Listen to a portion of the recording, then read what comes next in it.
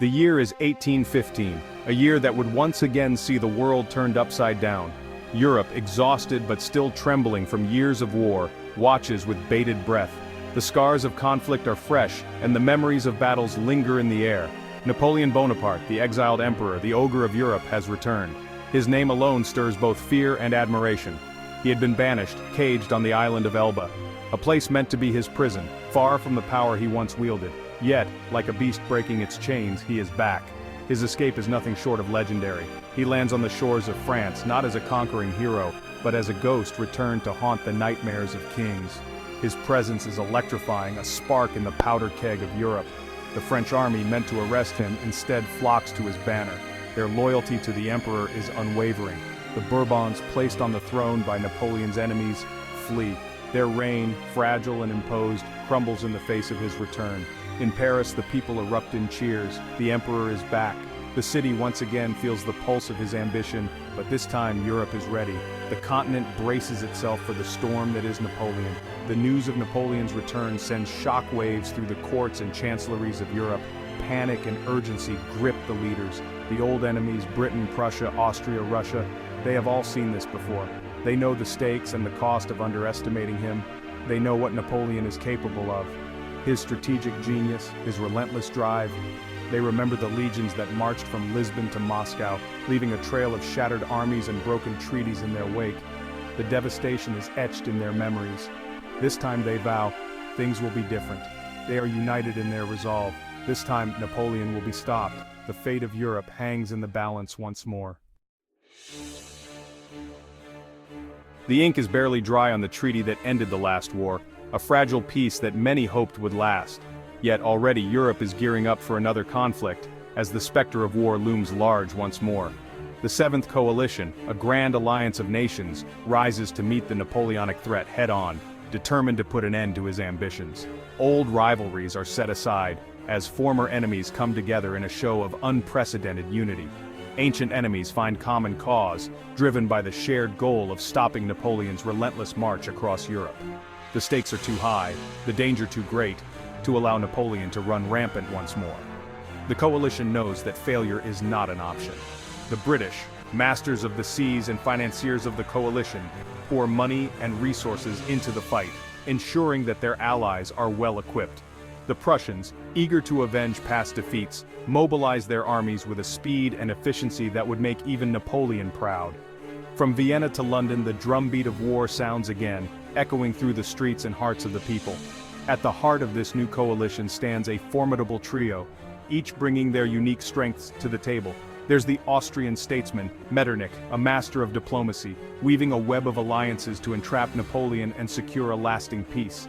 There's the Russian Tsar Alexander, eager to cement his place on the world stage and prove Russia's might. And then there's the Duke of Wellington, Arthur Wellesley, the British general who has never tasted defeat in battle, a tactical genius ready to face Napoleon. They are an unlikely trio, but united by a common purpose: the destruction of Napoleon Bonaparte and the restoration of peace in Europe. The stage is set for a confrontation that will decide the fate of Europe. Imagine, if you will, the rolling fields of Belgium. It's June, the air heavy with the promise of summer rain. But this is no idyllic countryside. This is a battlefield in the making. Two great armies are converging on this otherwise unremarkable patch of ground, each seeking to annihilate the other. On one side, Napoleon. He commands the Armée du Nord, veterans of countless campaigns, hardened by years of war. They are outnumbered, outgunned, but they have one crucial advantage: Napoleon himself. He is a master tactician, a gambler on the grandest scale, and his presence alone is enough to inspire both terror and awe in his enemies. Facing him is the Allied army, a multinational force commanded by the Duke of Wellington. Wellington is a different breed of general. He is cautious, methodical, a master of defense. He has chosen his battlefield carefully, a gentle ridge near the village of Waterloo. It's not much to look at, but it offers him a crucial advantage: the high ground. The morning of June 18, 1815 dawns cold and wet.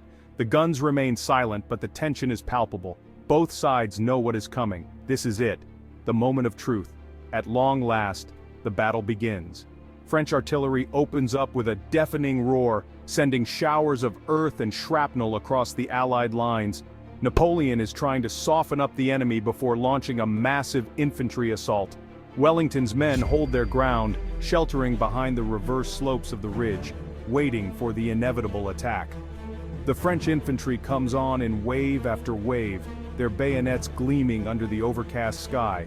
They are met with disciplined volleys of musket fire. The ground is soon littered with dead and dying. The battle rages for hours. Attack after attack is launched and repulsed.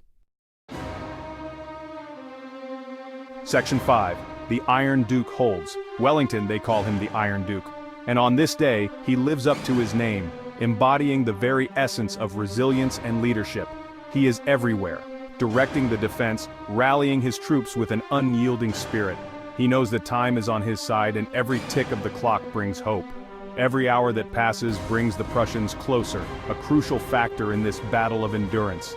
Blücher, the old Prussian commander, has promised to march to the sound of the guns, a promise that Wellington clings to. And Wellington knows that if he can hold on just a little longer, help will arrive, turning the tide of battle. Napoleon, meanwhile, is growing desperate, his confidence waning with each passing moment. He has thrown everything he has at the Allied lines, but still they hold, unbroken and resolute. His marshals plead with him to commit the Imperial Guard, his last reserve, the elite force that has never known defeat, the most feared soldiers in Europe. But Napoleon hesitates, knowing the stakes. If he commits them and they fail, all is lost, and the dream of his empire will crumble. Finally, as the afternoon wears on, Napoleon makes his move, a gamble that could change everything. The Imperial Guard, veterans of 100 battles, advances with their customary elan, their reputation preceding them. They are met with a storm of fire, a relentless barrage that tests their mettle. British, Dutch, Belgian, Hanoverian troops, they all pour fire into the advancing French ranks, united in their defense. The Guard falters, then falls back, a sight unseen in their storied history. It's the first time they have ever retreated from a battlefield, marking a turning point in the annals of warfare. Section 6. Twilight of an Emperor. The sight of the Imperial Guard in retreat sends a shockwave through the French army. Their emperor, the invincible Napoleon, has been defeated. Panic spreads like wildfire. Units that had fought with such ferocity just moments before now break and run. Wellington sees his chance. He orders a general advance.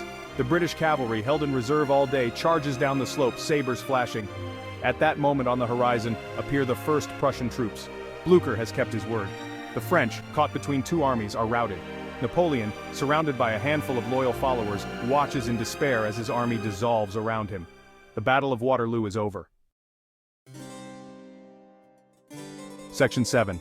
The shape of things to come. Waterloo was more than just a battle. It was the end of an era. Napoleon, defeated and abandoned, surrenders to the British.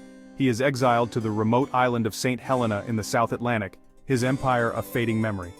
The Congress of Vienna redraws the map of Europe, attempting to restore the old order. They are only partially successful. The forces unleashed by the French Revolution, by Napoleon's meteoric rise and fall, cannot be so easily contained. But for a brief moment, there is peace. Britain, victorious and increasingly powerful, enters a century of global dominance. Prussia, its military prestige enhanced, lays the groundwork for a unified German state, and Europe, exhausted but hopeful, begins to rebuild. Section 8. Echoes of Waterloo. The Battle of Waterloo has resonated through history, becoming a byword for a decisive, final defeat. It cemented Napoleon's place in the pantheon of military geniuses, even as it marked the end of his ambitions.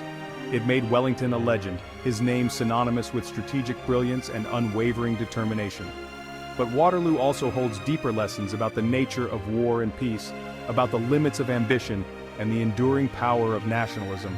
It is a story that continues to fascinate and inspire, a reminder that even the greatest empires can crumble, and that the course of history can turn on a single, bloody day.